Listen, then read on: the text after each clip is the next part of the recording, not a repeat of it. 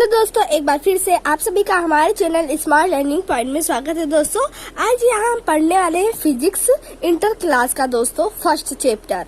ये हमारा जो वीडियो है ये फिजिक्स का पार्ट 3 वीडियो है।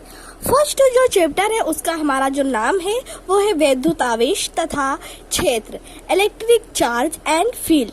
तो दोस्तों हमने आपको पार्ट 1 पार्ट 2 करवाया है बहुत अच्छे से। उसमें आपको फार्मूला और साथ में कुछ न्यूमेरिकल को आपको थ्योरी के साथ भी बताया है। दोस्तों आज का टॉपिक यहाँ रहेगा हमारा कूलाम। दोस्तों कूलाम के नियम को हम यहाँ समझने वाले हैं दोस्तों।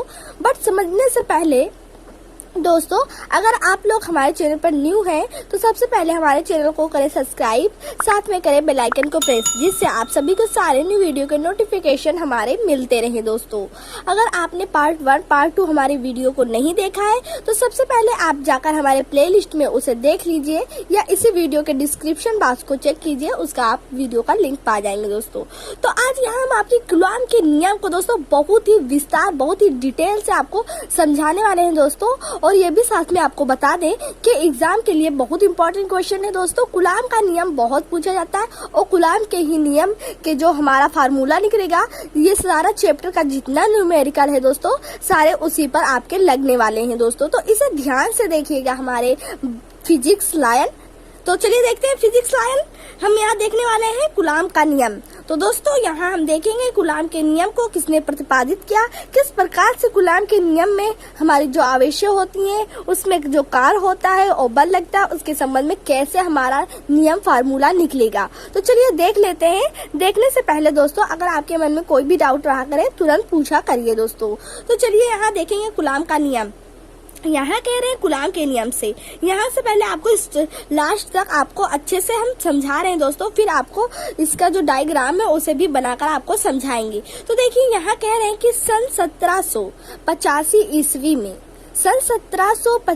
ईस्वी में फ्रांसीसी वैज्ञानिक कूलाम ने दो आवेशों के बीच कार्य करने वाले बल के संबंध में एक नियम दिया जिसे कूलाम का नियम कहते हैं।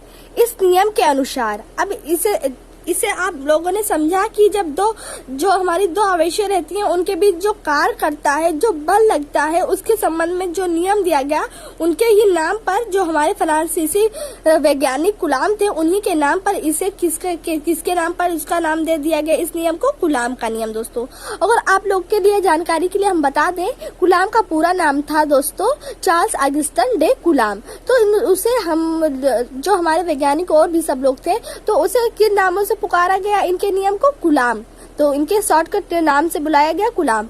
तो देखिए जिसे कूलाम का नियम कहते हैं, इस नियम के अनुसार दो स्थिर बिंदु आवेशों के मध्य लगने वाला आकर्षण या प्रतिकर्षण बल दोनों आवेशों की मात्राओं के गुणनफल के अनुक्रमानुपाती होता है। दोस्तों देखिए यहाँ अनुक्रमानुपाती कह रहा है, इसका अर्थ है कि दो आवेश है, यदि पहला आवेश को हम बढ़ाएंगे तो दूसरा जो हमारा आवेश है दोस्तों वो भी खुद ब खुद बढ़ेगा। तो इसी को अनुक्रमानुपाती दोस्तों कहते हैं। किसी एक चीज को बढ़ाने से दूसरी चीज भी बढ़ जाती है तो उसे हम क्या कहते हैं, अनुक्रमानुपाती।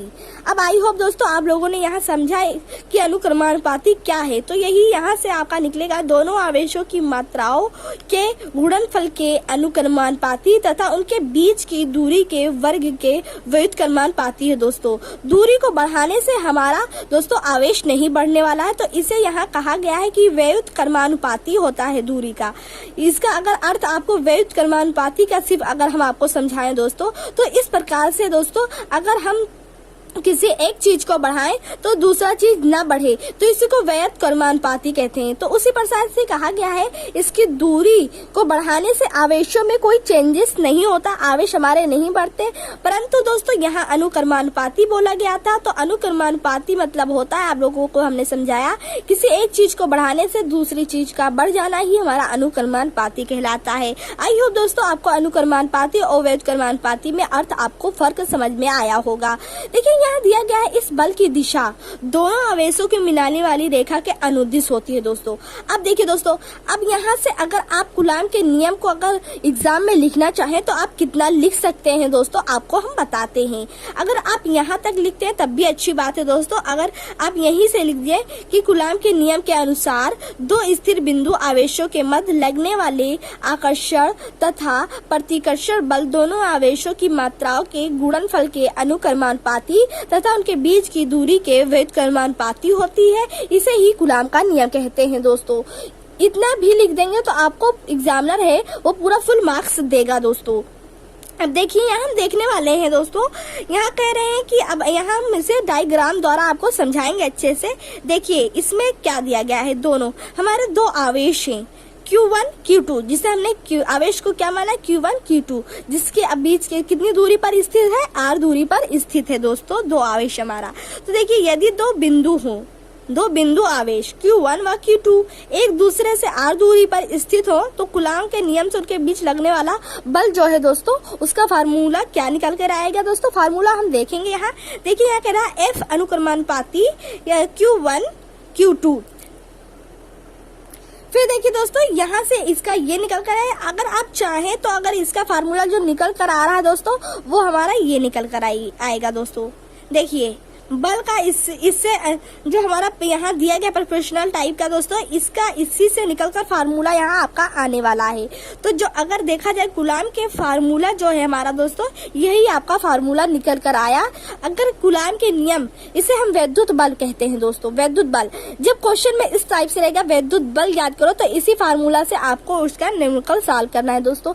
लास्ट में तो आपको सारा एनसीईआरटी का दोस्तों सारे क्वेश्चन करवाएंगे, कम से कम 100 तो क्वेश्चन आपको न्यूमेरिकल करवाएंगे ही दोस्तों। सारे जितने क्वेश्चन हैं सारे आपके दिमाग में अच्छे से बैठा देंगे हमारे फिजिक्स टाइगर। तो चलिए देखते हैं यहाँ कह रहे हैं जहाँ, अब देखिए दोस्तों यहाँ आपका तो जो क्वेश्चन रहेगा उसमें Q1 व Q2 का आवेश दिया रहेगा और जो हमारा वन यहाँ दिया गया है 1/4 पाई एप्सिलॉन नॉट, उसका मान दोस्तों निश्चित होता है। आप लोग देख सकते हैं उसका मान कितना होता है, देख सकते हैं जहाँ 1/4 पाई एप्सिलॉन नॉट का मान 9.0 गुणे 10 की घाते 9 और इसका जो मात्रक आप लिखेंगे वो न्यूटन मीटर स्क्वायर प्रति कूलाम होता है। इतने का मात्रक क्या होता है, न्यूटन मीटर स्क्वायर प्रति कूलाम। तो दोस्तों ये तो दिया रहेगा, ये भी आवेश दिया रहेगा, ये भी दिया रहेगा, पर ये नहीं दिया रहता है, इसका मान निश्चित होता है। जैसे हमने आपको पिछली वीडियो में बताया था, जैसे ई जो हमारा इलेक्ट्रॉन होता है दोस्तों, इसका मान निश्चित होता है, क्वेश्चन में नहीं दिया रहता है। कितना होता है 1.6 गुणे 10 की घाते -19। तो उसी प्रकार से दोस्तों इसका भी जो हमारा 1/4 पाई एप्सिलॉन नॉट है दोस्तों, इसका भी मान निश्चित होता है। चाहे 9.0 लिखें या डायरेक्ट 9 भी लिख दे, इधर 0 का मतलब कुछ भी नहीं है दोस्तों। तो 9 गुणे 10 की घाते 9 भी लिख सकते हैं इसे दोस्तों। और इसका जो मात्रक निकल कर आया वो न्यूटन मीटर स्क्वायर प्रति कूलाम स्क्वायर में निकल कर आया। तो आई होप दोस्तों इतना आपको समझ में आया होगा कि जो हमारा 1/4 पाई एप्सिलॉन नॉट रहेगा उसका मान निश्चित रहेगा और उसका जो मात्रक है दोस्तों वो न्यूटन मीटर स्क्वायर प्रति कूलाम है। अब देखिए दोस्तों यहाँ जो एप्सिलॉन 0 या एप्सिलॉन 0 कह लें इसे या एप्सिलॉन नॉट कह दें, अगर इसको ही हम सिर्फ निकालते हैं दोस्तों, सिर्फ इसी को निकालेंगे तो हमारा जो ये रहेगा तो इसे हम क्या कहेंगे, इसे कहेंगे एप्सिलॉन 0 को निर्वात की विद्युतशीलता कहते हैं, जिसका मान, अब इसका भी मान निश्चित होता है। अगर एप्सिलॉन नॉट एप्सिलॉन 0 का ही देखें हम अगर निकाल कर सिर्फ, तो इतना इसका मान कितना रहेगा दोस्तों, आप लोग देखिए दोस्तों इसका जो मान रहेगा एप्सिलॉन 0 का ये कितना रहेगा, इसका मान 8.85 गुणे 10 की घाते कितना, 10 की घाते कितना है रहेगा आपका -12। और इसका जो मात्रक रहेगा दोस्तों, इसका अगर हम मात्रक एप्सिलॉन 0 का देखें मात्रक तो वो रहेगा, इसका जो हमने ये इसका मात्रक निकाला था यहाँ, तो इसका उल्टा हो जाएगा, इसका रहेगा कूलाम स्क्वायर प्रति न्यूटन मीटर स्क्वायर। तो आई होप दोस्तों आपको समझ में आया होगा कि ये जितना ये इतना रहता है तो इसका मान ये रहेगा। अगर इसका सिर्फ एप्सिलॉन 0 का मान देखें तो इसका इतना रहता है और मात्रक देखें तो जो हमारा 1/4 पाई एप्सिलॉन 0 का मात्रक यहाँ निकल कर ये वाला आया था दोस्तों, इसी का उल्टा यहाँ हो जाएगा। तो आई होप दोस्तों इतना आपको समझ में आया होगा। अब देखिए दोस्तों यहाँ कह रहा है कि यदि, अब देखिए यहाँ हम आपको एप्सिलॉन जीरो का जो मात्रक है उसे समझाएंगे। एप्सिलॉन जीरो जो है उसका मात्रक किस प्रकार से निकाले और उसका जो हमारा विमीय सूत्र है उसे किस प्रकार से निकाले। आइए दोस्तों, आप लोग विमीय सूत्र से वाकिफ होंगे कि विमीय सूत्र क्या है। देखिए दोस्तों, इस प्रकार से क्वेश्चन आपका ऐसा रहेगा कि निर्वात की विद्युतशीलता, हमने आपको बताया था कि जो एप्सिलॉन जीरो होता है वो उसे क्या कहते हैं, निर्वात की विद्युतशीलता। तो इसे जो एप्सिलॉन जीरो है इसका अगर मान, मात्रक तथा विमीय सूत्र पूछ लेता है एग्जाम में तो आप किस प्रकार से इसे डिफाइन करेंगे दोस्तों, तो वही हम आपको बताएंगे। देखिए दोस्तों, हमने आपको बताया था कि जो हमारा 1/4 पाई एप्सिलॉन जीरो का मान होता है वो कितना होता है दोस्तों, 9.0 गुणे 10 की घाते 9, और किसमें होता है, ये न्यूटन मीटर स्क्वायर प्रति कूलाम में होता है। अब देखिए दोस्तों, अगर हम यहाँ से सिर्फ एप्सिलॉन निकालें, क्योंकि मेरा यहाँ सिर्फ एप्सिलॉन का मान पूछ रहा है, तो अगर हम यहाँ से एप्सिलॉन निकालें तो मेरा एप्सिलॉन का क्या निकलेगा, यहाँ देखिए एप्सिलॉन का कितना आएगा, 8.85 गुणे 10 की घाते -12, और इसका उल्टा हो जाएगा कूलाम स्क्वायर प्रति न्यूटन मीटर स्क्वायर। अब ये किस प्रकार से इसी सूत्र से हमने किस प्रकार से दोस्तों हमने इसका मान निकाला है, तो चलिए आपको बताते हैं। अगर देखिए यहाँ अगर हम एप्सिलॉन जीरो, इससे अगर हम एप्सिलॉन जीरो को बाहर कर लें तो मेरा कितना बचता है, 1/4 पाई, तो 4 पाई मेरा बचता है। तो यहाँ देखेंगे कि कितने मान को हम रखें कि हमारा ये आ जाए। तो जैसा कि आप लोगों ने जाना कि 1/4 पाई दिया है तो 4 दिया ही रहेगा, और पाई जो हमारा दोस्तों पाई होता है, तो पाई का आप लोग मान जानते ही होंगे कि कितना होता है दोस्तों। तो पाई का मान जो होता है वो मेरा होता है 3, देखिए गुणे का चिन्ह, 3.14 होता है। अब देखिए दोस्तों, यहाँ 1/4 पाई का हमने पूरे आपको मान बताया था, इतना होता है। आपको यही मान यहाँ रख देना, 9 गुणे 10 की घाते 9। जीरो रखे या ना रखे, उस साइड वाले जीरो का कोई मतलब नहीं होता दोस्तों। तो इतना आपको समझ में आया होगा। अब देखिए दोस्तों, इतने सभी का हम जब गुणा करेंगे तो कितना आता है, आइए हम देखते हैं यहाँ कितना आएगा। अगर इसका इसमें गुणा करें फिर इसका इसमें गुणा करें तो मेरा ये पूरा निकल कर कितना आएगा, 8.85 गुणे 10 की घाते -19 coulomb square newton metre square. तो इतना आपका निकल के दोस्तों आएगा। तो आई होप दोस्तों आप लोगों ने समझा किस प्रकार से हमने इस जो हमारा 1/4 पाई एप्सिलॉन जीरो था, किस प्रकार से हमने एप्सिलॉन जीरो को बाहर कर लिया और जो कि इतना उसका मान होता। अब किस प्रकार से इस मान को निकालना है उसे भी हमने आपको बताया कि 1/4 पाई आपको रखना, और हमने इसका मान आपको बताया था इतना होता है, जो कि पाई भी यहाँ दिया गया था। पाई का हमने मान रखा, 4 पहले से ही मेरा था और ये मेरा इसके बाद में हमने इसके पूरे मान को यहाँ रख दिया, फिर नीचे के सारे को गुणा कर लिया, फिर आपका इसका जो एप्सिलॉन जीरो था उसका आपका मान ये वाला ये निकल कर यहाँ आया। तो आई होप दोस्तों हमारे फिजिक्स टाइगर समझ पाए होंगे कि किस प्रकार से हमने इसे निकाला। अब यहाँ हम देखिए आपको बताएंगे किस प्रकार से इसका विमीय सूत्र निकाले। यहाँ तो हमने बताए हैं दोस्तों, यहाँ हमने बताया है आपको, अब इसमें करके आपको दिखाएंगे किस प्रकार से विमीय सूत्र को आपको निकालना है।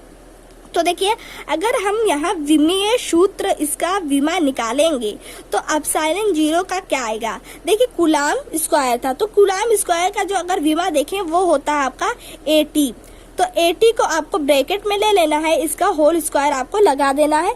लगाने के बाद में यहाँ न्यूटन दिया है, तो न्यूटन का विमा क्या होता है, ML/T-2 होता है। फिर इसके बाद में यहाँ L जो रहेगा क्या है हमारा, मीटर स्क्वायर। तो मीटर स्क्वायर अगर हम देखें तो मीटर स्क्वायर को L से डिफाइन करते हैं, तो इसका हो जाएगा L स्क्वायर। तो इसे भी एक ब्रैकेट में हमने बंद कर लिया। अब देखिए दोस्तों, जब ये हमारा ऊपर जाएगा, ML/T-2 जब ऊपर जाएगा तो ये सारे जो इसके ऊपर घात है दोस्तों, इसके ऊपर भी 1 लगा है पर वो उसे लिखा नहीं जाता, पर अगर ऊपर जाएगा तो माइनस में जब हो जाएगा तो 1 हमको लिखना ही पड़ेगा।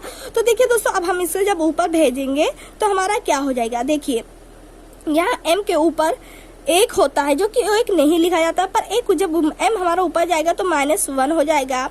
और यहाँ मेरा L दिया है L, और यहाँ L2 दिया था, तो L2 और L कितना हो जाएगा, L3 हो जाएगा। तो L3 जब ऊपर जाएगा तो L-3 हो जाएगा।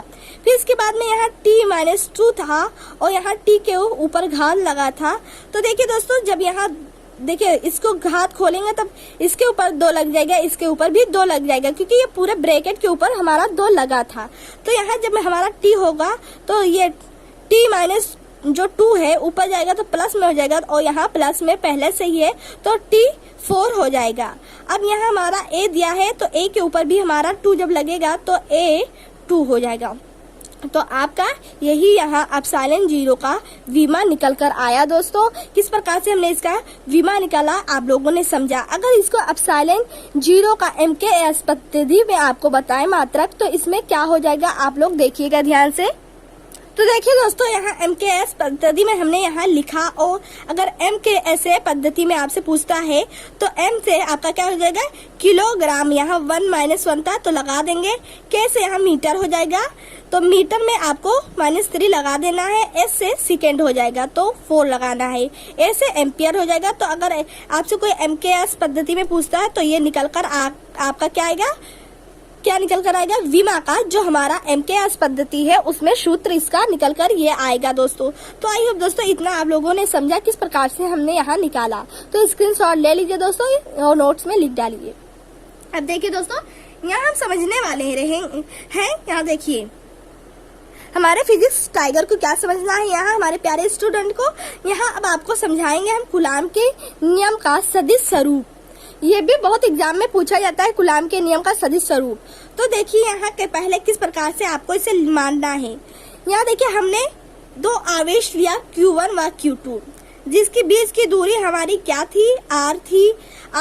तब देखिए दोस्तों यहाँ जब Q1 के द्वारा हमारा Q2 पर बल लगेगा तो इधर से जब जाएगा इस पे बल लगेगा, तो इसे R द्वारा कैसे प्रकट करेंगे, R21, यानी कि 2 की तरफ क्या जा रहा है, 1 जा रहा है। आप देख सकते हैं इसे यहाँ। फिर देखिए दोस्तों यहाँ इसी को अगर आप कूलाम के नियम के सदिश स्वरूप को लिखें तो आपको लिखना पड़ेगा, माना कि 2 आवेश Q1 और Q2 एक दूसरे से R दूरी पर स्थित हैं। आवेश Q1 से Q2 का विस्थापन क्या था, Q से Q2 का विस्थापन क्या था, यहाँ R21, वेक्टर R21। वेक्टर जो यहाँ हमने R पे लगाई ये दिशा बता रहा है कि इस साइड में ये जा रहा है दोस्तों। तो कितना था विस्थापन, R21 तथा Q2 जो हमारा था अब इसके द्वारा इधर लगेगा तो क्या रहेगा, Q2 से आवेश Q1 का विस्थापन क्या था, R12 लिखेंगे दोस्तों। क्या था, R12। तो आप लोगों ने समझा कि हमारा जब Q2 से जा रहा था तो हमने 12 लिखा, और जब मेरा इधर जा रहा था तब 21 हमने लिखा। तो इतना आपको समझ में आया होगा दोस्तों। अब देखिए यहाँ कह रहा है कि इसलिए R21 जो हमारा R21 है दोस्तों, R के पीछे पढ़ेंगे आप, इसे R के पढ़ेंगे, R के 21 बराबर R21 द्वारा बटे R21 के द्वारा। अब देखिए यहाँ दोनों को वही लिखना है क्योंकि हमने यहाँ समान लिखना है। अब देखिए यहाँ कह रहा और R12 ये जो हमारा Q2 के द्वारा इधर लगा था इसको इस साइड में ही लिखना है। तो यहाँ हम कहेंगे कि जो हमारा वेक्टर R12 है वो बटे R12 के बराबर है। फिर लिखना है इसलिए जो हमारा बल रहेगा, हमको बल यहाँ डिफाइन करना है। तो इसका हमने आपको फार्मूला क्या बताया था, 1/4 pi epsilon 0 into Q1 into Q2 अपान R21 का होल स्क्वायर। तो आप लोगों ने समझा कि जो R रहता है उसके ऊपर होल स्क्वायर रहता है, और जो हमारी यहाँ दूरी Q1 के द्वारा Q2 पर लगा है वो दूरी क्या है, R21 है दोस्तों। तो हमने यहाँ R12 लिख दिया और 21 हमारा क्या है, इसके द्वारा इस पर डाला गया हमारा जो दूरी है। फिर देखिए दोस्तों किस प्रकार से यहाँ जो हमारा समान बल निकल कर आएगा किस प्रकार से निकलेगा, स्क्रीनशॉट ले लीजिए। देखिए दोस्तों इसलिए R21 हमारा जो रहेगा बराबर R12 के बराबर, 21 हमारा माइनस R12 के बराबर है। तो बल भी हमारा क्या रहेगा, इसी के बराबर रहेगा। क्योंकि ये विपरीत में गया है तो इसमें माइनस लगाएंगे दोस्तों, और ये हमारा इसके इस अपोजिट में गया है तो इसमें कुछ नहीं लगाएंगे। यही आपका आंसर निकल कर आता है।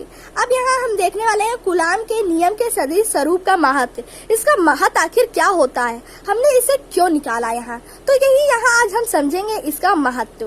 तो देखिए यहाँ कह रहा आवेश के नियम के सदिश स्वरूप का महत्व, इसे आपको हेडिंग यहाँ डाल देनी है। फिर लिखना आवेश के बीच लगने वाला विद्युत बल परिणाम में बराबर अगर वैद्युत बल हम देखें तो परिमाण जो हमारा यहाँ परिणाम निकल के आया वो क्या है, बराबर व दिशा में विपरीत होता है। बल तो हमारा समान ही लगेगा पर क्या रहेगा, विपरीत रहेगा। क्या रहेगा, विपरीत रहेगा। तो हमारे फिजिक्स टाइगर यहाँ देखिए दिया गया है, इस प्रकार यह न्यूटन के क्रिया तथा प्रतिक्रिया का पालन करता है। जिस प्रकार से हमने आपको समझाया कि न्यूटन के नियम में क्या कह रहे थे, क्रिया और प्रतिक्रिया होता है, उसी प्रकार से हमारा जो यहाँ बल रहेगा वो भी हमारा अपोजिट आएगा, बराबर परंतु विपरीत दिशा में निकल कर आएगा। तो आइए दोस्तों इतना आपको समझ में आया। अब कह रहे हैं दोनों आवेश पर लगने वाला विद्युत बल केंद्रीय बल तथा संरक्षित होता है। अब बल हमारा जो केंद्रीय संरक्षित होता है वो किस प्रकार से होता है, अगर हम कोई वस्तु पर बल लगाते हैं तो वो भी हमारे अपोजिट कुछ ना कुछ बल लगाएगा। अब यहाँ कह रहे हैं दोनों आवेशों को मिलाने वाली रेखा के अनुदिश कार्य करता है दोस्तों, मतलब उसके अपोजिट कार्य वो करता है, तो उसी को क्या कहेंगे, अनुदिश कार्य करता है। फिर हम देखेंगे बहुल, जो दूसरा हमारा एनसीईआरटी का टॉपिक है दोस्तों, वो है बहुल आवेशों के बीच बल अध्यारोपण का सिद्धांत। दोस्तों बिल्कुल घबराइए ना, हम आपको न्यूमेरिकल जरूर बताएंगे। तब पहले आप लोग अच्छे से जो हम सारे इसके जितने डिफिनेशन है उसे समझेंगे, फार्मूला उसे से हम निकाल लेंगे दोस्तों। तो फार्मूला निकालने के बाद ही तो आप लोग न्यूमेरिकल लगा पाएंगे, हम आपको बताएंगे। देखिए यहाँ कह रहे हैं कि बहुल आवेशों के बीच बल अध्यारोपण का सिद्धांत। अब यहाँ है कि यदि कोई निकाय कई आवेशों से मिलकर बना है, अभी आपको डायग्राम द्वारा समझा रहे हैं किस प्रकार से हमारा कोई अगर निकाय है तो वो कितने प्रकार के आवेशों से मिलकर बना है, तो उसके किसी एक आवेश पर लगने वाला विद्युत बल अन्य सभी आवेशों के कारण उस आवेश पर लगने वाले विद्युत बल के वेक्टर योग के बराबर होता है। देखिए कितना होता है, वेक्टर योग के बराबर होता है।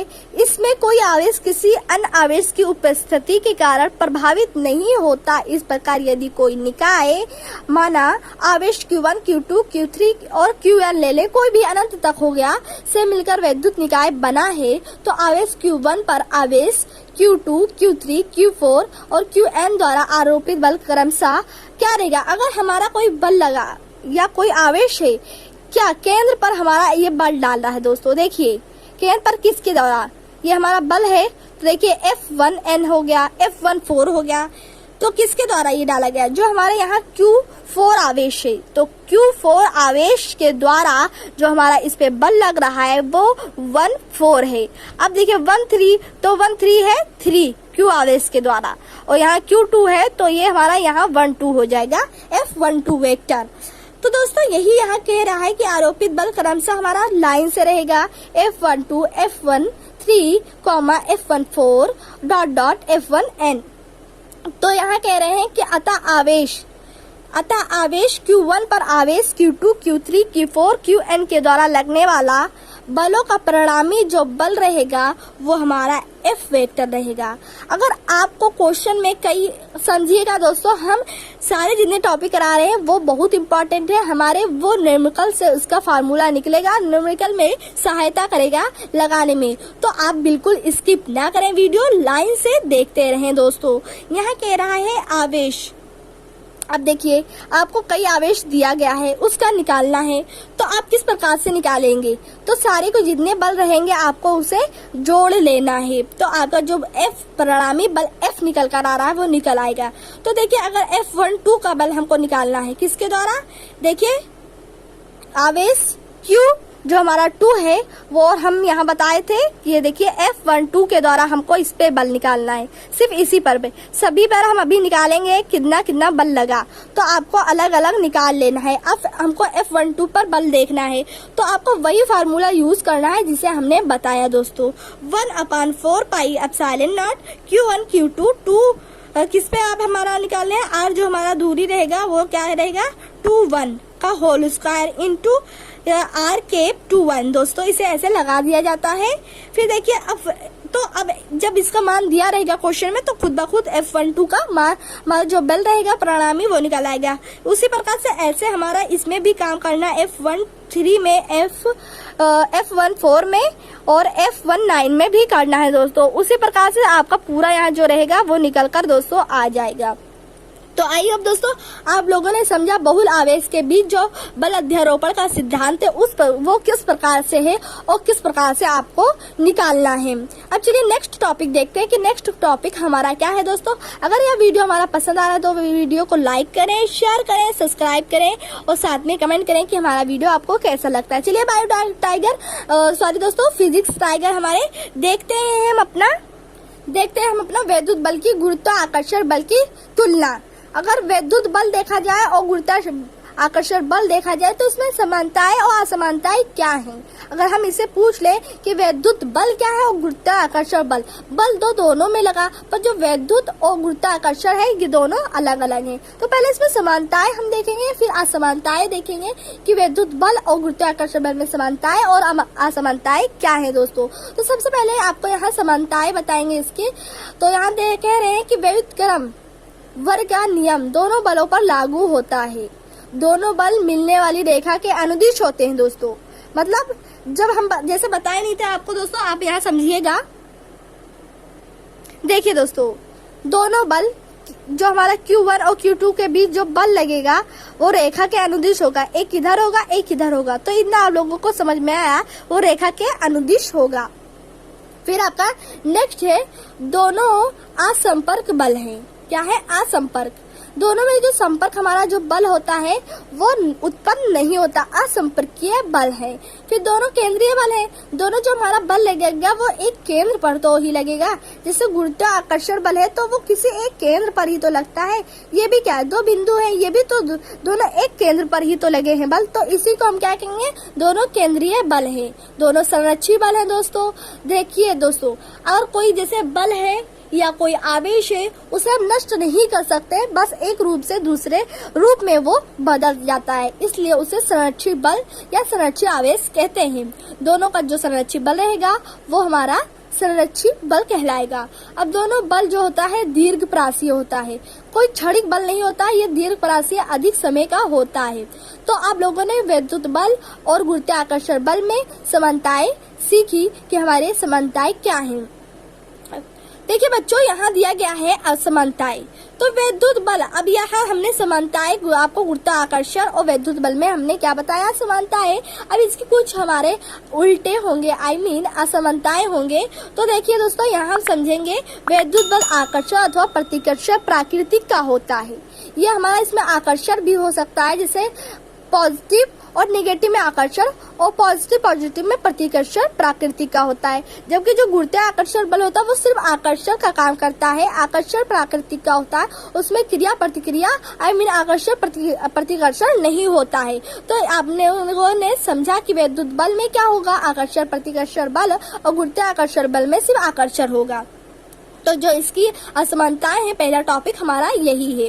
फिर देखिए यहाँ कह रहा है वैद्युत बल माध्यम पर निर्भर करता है जबकि गुरुत्वाकर्षण बल नहीं। ये इसका कोई एक माध्यम होता है दोस्तों।